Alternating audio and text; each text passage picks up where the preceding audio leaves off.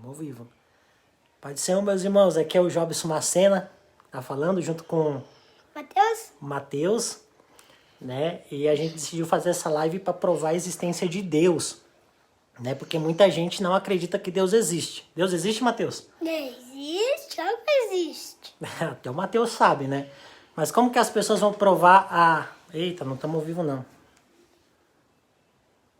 Mas tá onde? Tem que concluir aqui primeiro, vem.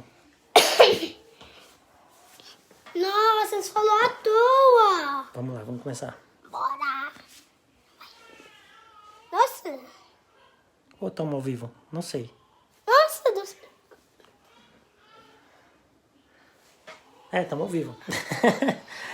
Então, gente, é a primeira vez que eu faço essa live aqui no Facebook. Eu sempre fazia lá no Instagram, né? Então, a gente decidiu fazer essa live para provar a existência de Deus. Como provar a existência de Deus? A gente tem mais facilidade de provar a existência de Deus do que os ateus para provar a inexistência dele. Um abraço aí pro Daciel, pro Rodrigo Araújo, né? Grandes amigos aí, que Deus os abençoe. Então, é muito fácil provar a existência de Deus, gente. Por exemplo, a gente pode provar a existência de Deus por meio da natureza, por meio da ciência. Por exemplo, por meio da ciência. A ciência, ela criou uma teoria chamada teoria do Big Bang, por exemplo, para a criação de tudo quanto existe, para provar que Deus não existe, tudo foi obra do acaso. Houve uma explosão lá, bilhares de anos atrás, e formou tudo quanto a gente vê hoje, com a perfeição que a gente vê hoje, né? Você olha para um olho de uma criança, poxa vida, como com a explosão pode ter gerado tamanha perfeição, né? E na verdade a gente não acredita nisso, a gente acredita que Deus existe e que Deus criou todas as coisas.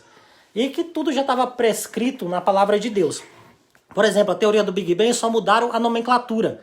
Porque a Bíblia fala, haja luz. E a luz que lá está em Gênesis 1 não é a luz do sol e nem da lua. Porque o sol e a lua só foram criados no quarto dia.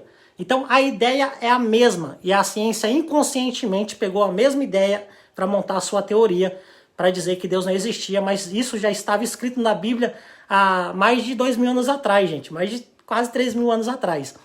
Então, por exemplo, eles têm a teoria do evolucionismo. A teoria do evolucionismo vai falar que os animais, os primeiros animais seres vivos da Terra, vieram da água. E isso está na Bíblia, né? E Moisés não era nenhum cientista, ele não sabia nem o que era uma molécula, ele não sabia o que era um microscópio, mas lá em Gênesis 1, está escrito que Deus disse para a água produza abundantemente vidas. Depois de milhares de anos, a ciência chegou à conclusão que a vida veio da água, né?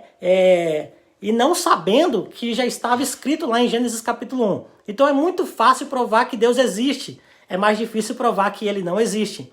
Para provar que Deus não existe, eles criaram um paradoxo, chamado paradoxo de Epicuro. O paradoxo de Epicuro vai dizer que Deus é bom, Deus é poderoso e o mal existe. Então, o fato do mal existir elimina as duas outras possibilidades, os dois outros atributos de Deus. Ou seja, prova que Deus não existe, porque o mal existe. Só que isso, todo ateu utiliza esse paradoxo para dizer que Deus não existe. Porque muitos deles têm frustrações na vida, às vezes eles não entendem porque uma pessoa justa é acometida de uma enfermidade terrível, de um câncer, ou porque uma pessoa passando na rua é acometida de uma bala perdida e morre. Então eles enxergam o mal e falam, poxa, Deus não existe, porque aquela pessoa não merecia morrer, aquela pessoa não merecia ter esse mal. Então eles provam com isso que Deus não existe. Só que quando Epicuro criou esse teorema, esse paradoxo, ele não colocou um dos atributos que Deus tem. Qual é esse atributo? O atributo da justiça.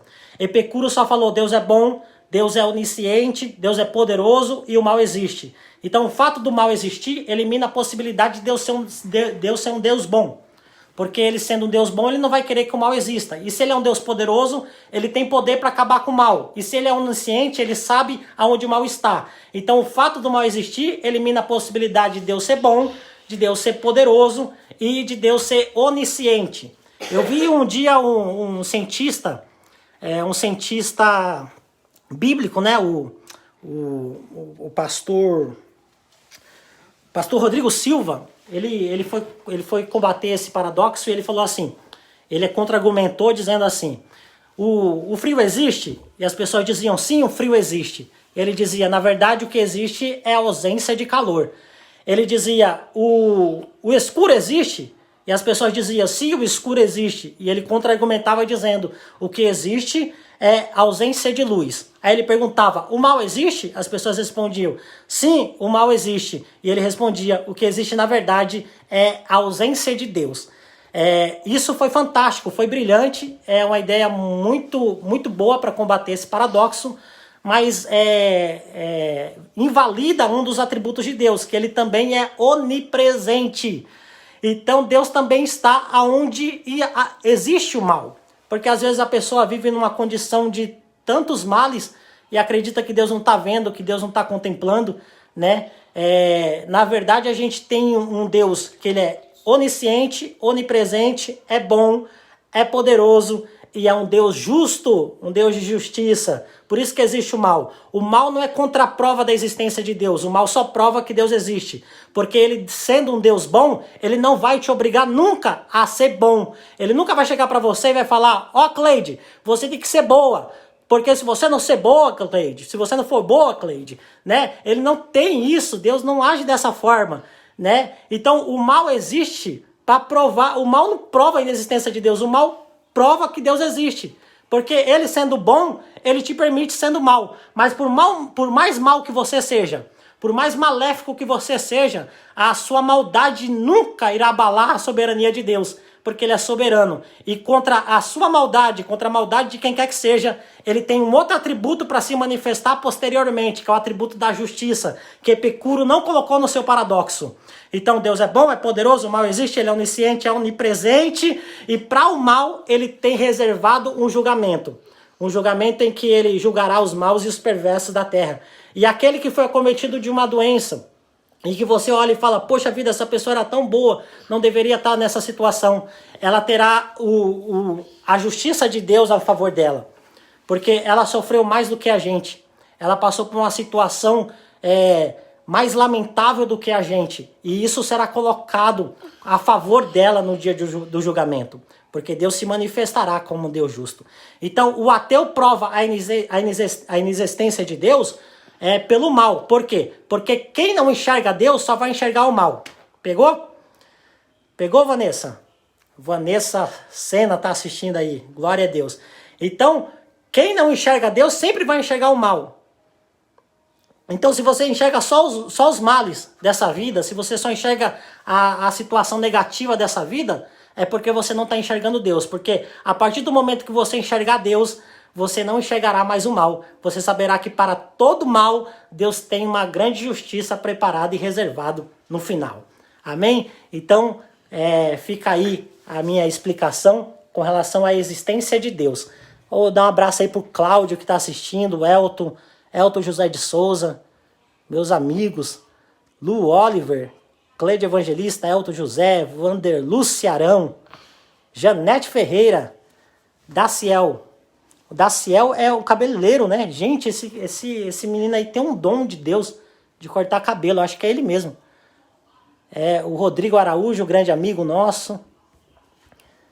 Manda um abraço aí para o pessoal, Matheus. Manda um abraço para eles. Um abração. Fala, Pai do Senhor. Pai do Senhor. Que Deus abençoe a vida de todos vocês, meus irmãos. Olha, quem é essa daqui que está assistindo ali? É minha mãe. Um grande abraço, que Deus abençoe a noite de cada um de vocês. Fiquem na paz do Senhor. Amém. Amém.